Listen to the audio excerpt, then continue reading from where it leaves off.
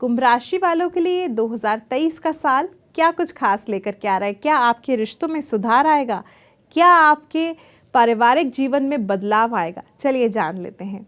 कुंभ राशि के जो जातक होते हैं काफ़ी हद तक इमोशनली स्ट्रांग होते हैं और हर एक काम को शक्ति से, दिमाग की शक्ति से या शारीरिक शक्ति से करने का प्रयास करते हैं, जो कि काफ़ी हद तक अच्छा भी होता है, मगर इमोशनल भी छोटी छोटी बातों पे हो जाते हैं। तो इसीलिए क्या ये साल इमोशनली होकर के आपको बिताना होगा, क्योंकि आपके ऊपर शनि की 7.5 का प्रभाव भी है।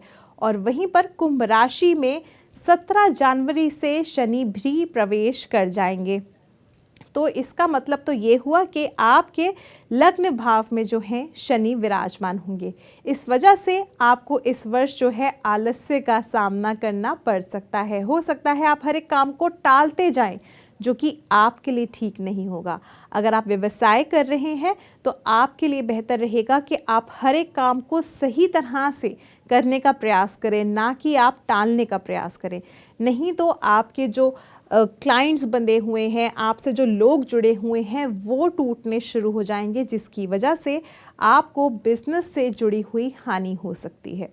इसके अलावा जो लोग नौकरी कर रहे हैं उनको अभी भी थोड़ा सा प्रयास करना पड़ेगा, अधिक मेहनत करनी पड़ेगी और इंतज़ार करना पड़ेगा इंक्रीमेंट या प्रमोशन का।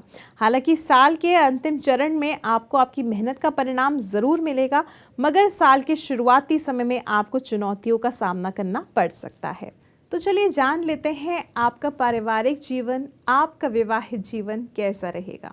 इस साल अगर देखा जाए तो पारिवारिक जीवन में कुछ अनबन ज़रूर हो सकती है। जो आपके बहन भाई हैं उनसे आपका कलह हो सकता है।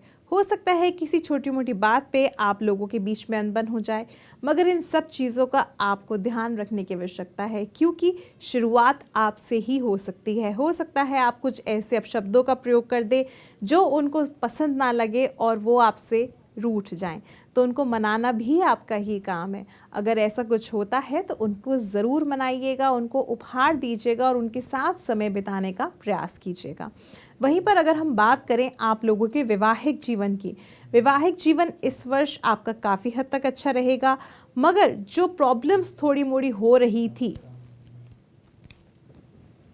मगर जो प्रॉब्लम्स आपके वैवाहिक जीवन में उत्पन्न हो रही थी उनको थोड़ा सा आपको संभाल करके रखना है। आपको प्रयास करना है कि आप अपने पार्टनर को समझ पाएँ, उनकी बातों को समझ पाएँ। क्वालिटी टाइम स्पेंड कीजिएगा इस साल, तभी जा कर के आपके बीच की मिसअंडरस्टैंडिंग्स क्लियर होंगी। इसके अलावा आप अपने प्रेमी के साथ इस वर्ष बाहर कहीं घूमने फिरने भी जा सकते हैं, जिसकी वजह से आप उनके साथ अच्छा क्वालिटी टाइम स्पेंड कर पाएंगे। वहीं पर अगर बात करें आपके स्वास्थ्य की और आपके धन की, तो धन की स्थिति इस साल थोड़ी सी उथल पुथल हो सकती है और इसका प्रभाव सीधा सीधा पड़ेगा आपके ऊपर, क्योंकि ये आपकी वजह से ही होगा। इसीलिए शुरुआत में ही मैंने कहा था आलस नहीं करना है। आलस बहुत आएगा। हो सकता है आप हर एक काम को टालते जाए, काम ना करें या फिर उस काम को छोड़ते जाए कि परिणाम तो मिला ही नहीं, तो करने का क्या फ़ायदा। मगर ऐसा नहीं है, आपको करना है, नहीं तो इसका जो सीधा सीधा इफ़ेक्ट पड़ेगा वो आपकी धन की स्थिति, आपकी आर्थिक स्थिति पर पड़ेगा, जिसकी वजह से आप इस वर्ष जो है आर्थिक स्थिति में अपने आप को कमज़ोर महसूस करेंगे। अगर मजबूती चाहते हैं अपनी आर्थिक स्थिति में तो मेहनत ज़रूर करनी है, थोड़ा सा तो प्रेशर लेना है, तभी जा कर के सारे काम संपन्न होंगे। इसके अलावा अगर आपके स्वास्थ्य की बात करें, स्वास्थ्य इस वर्ष अच्छा रहेगा। हालांकि जिन लोगों को पैर या घुटनों से संबंधित परेशानी रहती है, अगर आपके घुटनों में या जोड़ों में या पैर के पंजों में दर्द रहता है या एड़ियों में दर्द रहता है, तो थोड़ा सा ध्यान रखने की ज़रूरत है। वहीं पर आप लोग अगर कहीं पे ट्रैवल कर रहे हैं तो सीढ़ी से उतरते समय या घर में भी सीढ़ी से उतरते चढ़ते समय अपने पैरों का ज़रूर ध्यान रख कर के चलिएगा, क्योंकि चोट लगने की संभावना केवल पैरों में ही ज़्यादा से ज़्यादा लग रही है।